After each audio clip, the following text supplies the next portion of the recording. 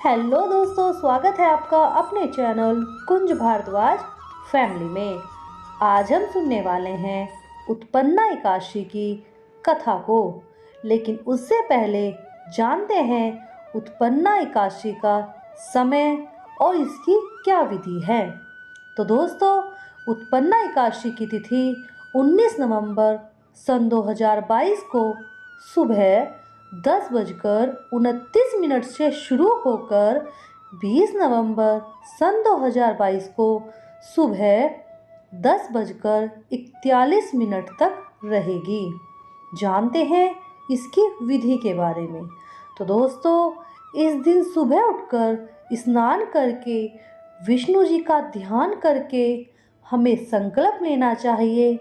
उसके बाद चौकी पे कपड़ा बिछाकर लाल, हो सके तो पीला, विष्णु जी की मूर्ति स्थापित करके धूप, दीप और नैवेद्य से पूजन करें। बाद में पीले पुष्प अर्पित करें। फिर कथा के बाद आरती वह विष्णु सहस्त्र नाम का पाठ करें। फिर शाम को दीपदान करके फलाहार ग्रहण करें। फिर जरूरतमंदों को भोजन कराकर दक्षिणा दें। तो आइए अब करते हैं एकादशी की व्रत कथा का श्रवण। तो कथा इस प्रकार है। सतयुग में मूर नामक एक राक्षस हुआ करता था। वह बहुत शक्तिशाली था।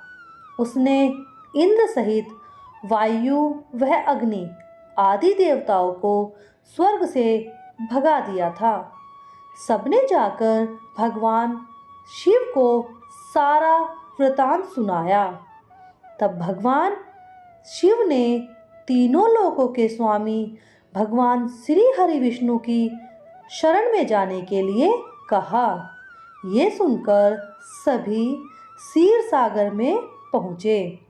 सबने भगवान को नमस्कार किया और उनकी स्तुति करने लगे कि प्रभु हमारी रक्षा करें, हम सब आपकी शरण में आए हैं। हे प्रभु, इस संसार के कर्ता, माता पिता उत्पन्न करता, संहार करने वाले, सबको शक्ति प्रदान करने वाले, हे प्रभु, दैत्यों से हमारी रक्षा करें।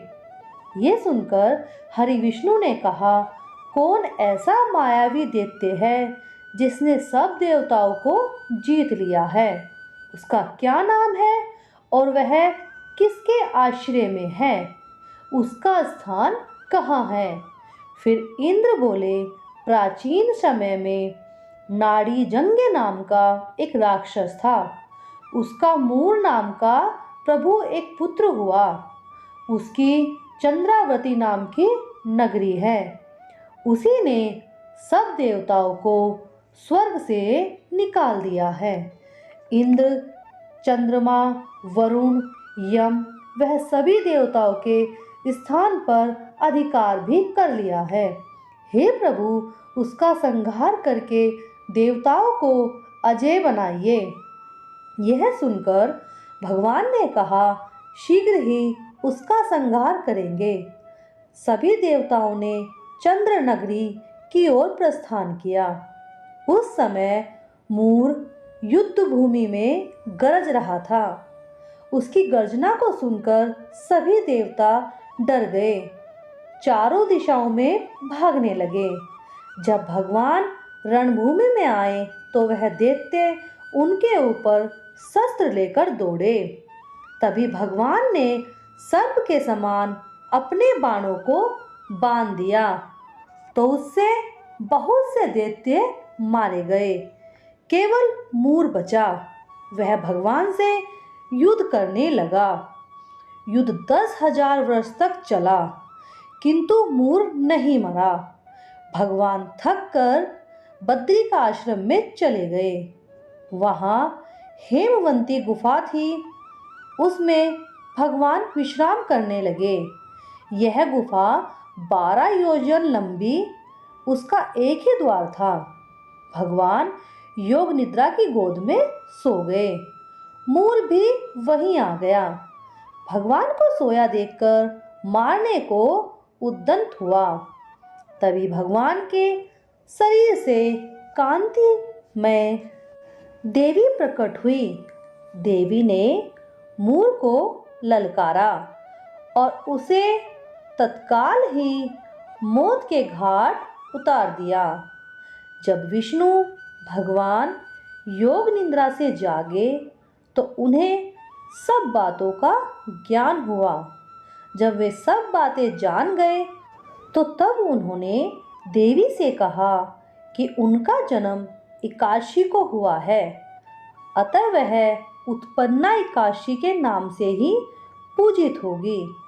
वे जिस दिन प्रकट हुई वह यही मार्गशीर्ष मास की एकादशी का दिन था। तो बोलिए श्री हरि भगवान विष्णु की जय। तो दोस्तों, मेरे द्वारा सुनाई गई उत्पन्ना एकादशी की कहानी आपको थोड़ी भी अच्छी लगी हो तो प्लीज़ लाइक, शेयर और सब्सक्राइब कीजिए और ऐसी ही कहानी सुनने के लिए जुड़े रहिए कुंज भारद्वाज फैमिली के साथ। धन्यवाद।